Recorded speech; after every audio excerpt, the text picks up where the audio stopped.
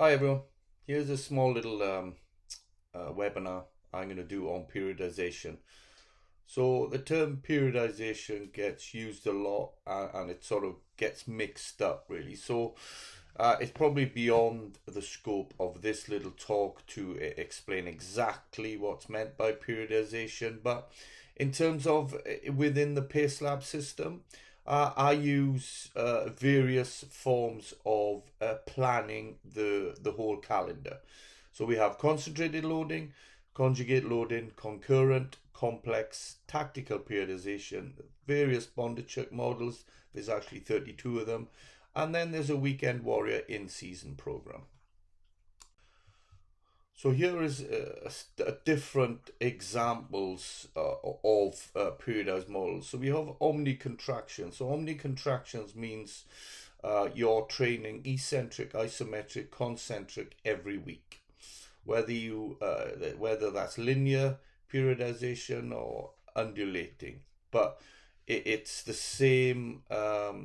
You do all the contractions every week. Well, then you have the triphasic, Carl's one. So omni-contraction is Thibodeau, and Carl Dietz is the triphasic one, which is really popular. And that is when you have a block for eccentric, a block for isometric, and a block for concentric. The key to periodizing is to make sure you're aware of when you need to peak.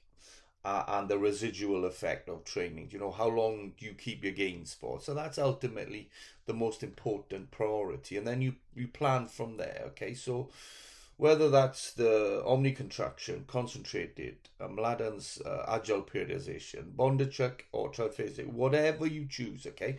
It'll based on the time you have to train. So if you have more than, here's basic guidelines, if you have more than 24-week off season, which in the county cricket you have that, you have probably more than that, you have time to do a concentrate. So terminologies get mixed up, and so again, I'll be clear, I'm more focused about the PaceLab system and how I interpret it into my system.